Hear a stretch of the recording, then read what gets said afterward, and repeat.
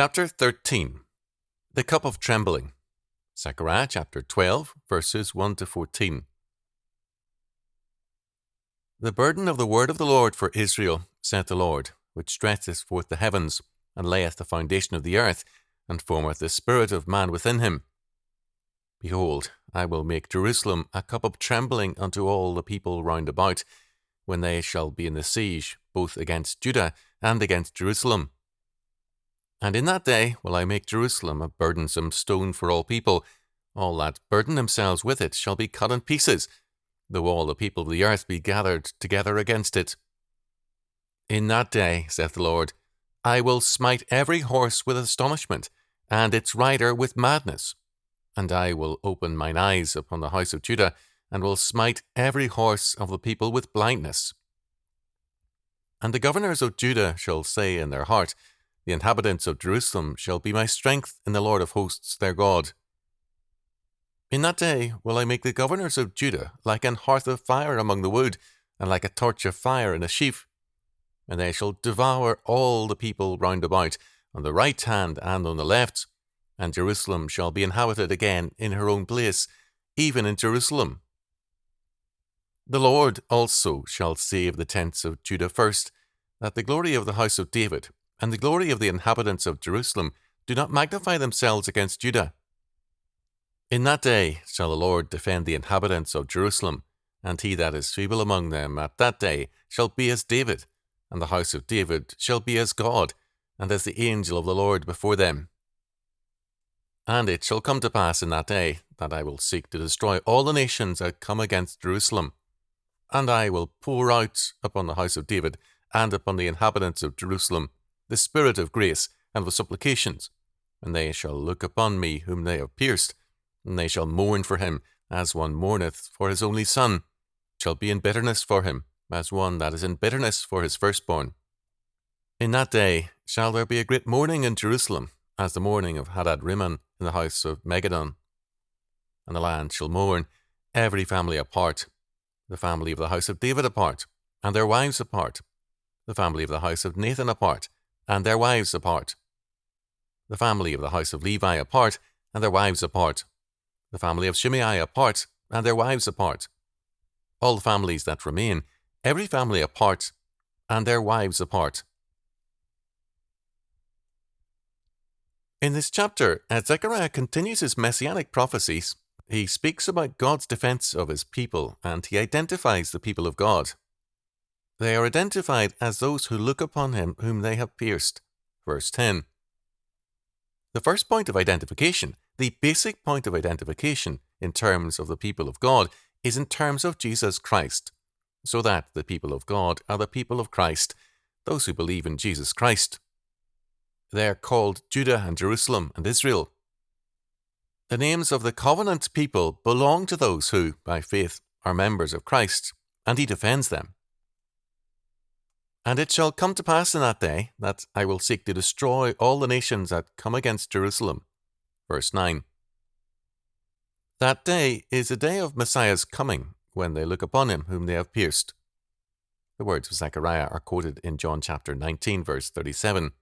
They are echoed in Acts chapter 2 at Pentecost, and in Revelation chapter 1, verse 7. When Jesus Christ was preached by the apostles on the day of Pentecost, those who were the true Israel of God, those who were truly Israelites, truly Jews according to the Spirit, looked upon him whom they had pierced and mourned, and repenting, became believers. We are their heirs spiritually. We are the true Israel of God.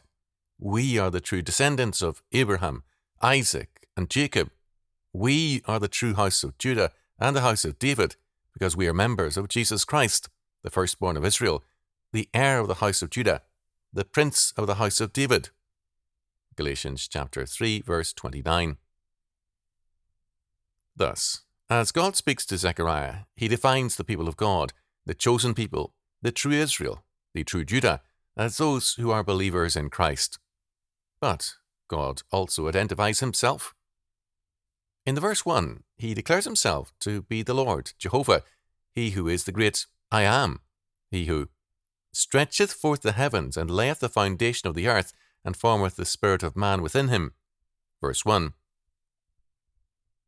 God declares that there are two things that characterize him. One, that he is the creator and sustainer of the universe, and two, he is the one who fashioned the spirit of man within him. In both instances, God uses the present tense. This is important.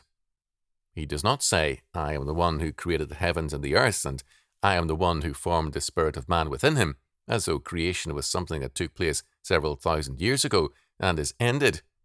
No, rather, he identifies himself as the creator and sustainer, so that, apart from him, as Dr. H.C. Leupold has interpreted this text, if it were not for God, apart from him, the whole frame of creation and all men would instantly dissolve into nothingness.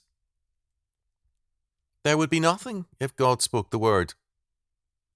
He spoke the word, and the heavens and the earth were created. He spoke the word and created man out of the dust of the ground and breathed into him the breath of life. And he declares, through his prophets, that the nations are before him as nothing, and at a word all things would again disappear. Then God proceeds to declare his defense of the true church in 4 ways. First, in verse 2, Behold, I will make Jerusalem a cup of trembling unto all the people round about, when they shall be in the siege both against Judah and against Jerusalem. In other words, he says, I will make my people, my true church, a cup of trembling, a cup of reeling, a cup of staggering. The word can also be translated as a cup of sleep, and very definitely also as a cup of poison. He says, My true church, in the eyes of the world, is nothing but a small wine glass, no problem. They can drain it at a gulp, and the church is out of their way. As they lay their plans for the future and dream of their brave new world without God, as they dream of creating a paradise on earth apart from God, and ruling it by their total law with their cradle-to-grave planning, the church to them is almost nothing. It is no more than a little wine glass which a man can toss up with a gulp, and it is no more.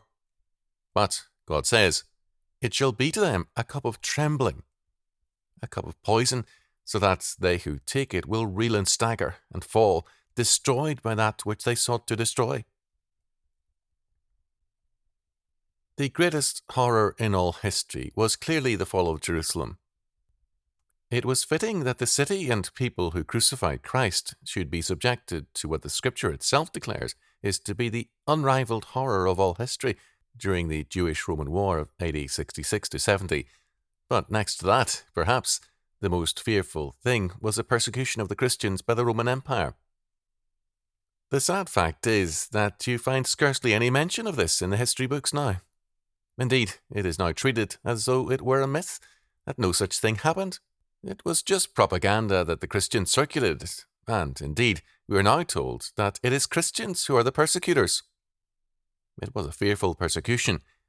When it began in the days of Nero, it was a relatively small thing. Christians were taken and thrown to the lions. Nero dipped them in pitch and oil and used them for human torches. But this was nothing compared to what ensued as the mass executions began. The executioners would work from morning until night, and, at the end of the day, their execution axes would be frozen in their hands so that they could not unclench their fists, and someone would have to unclench their fists for them. They were out to destroy the church. Significantly, it was in those days, in the days of the Roman Empire, that the proverb came into being. If you are tired of living, persecute the Christians.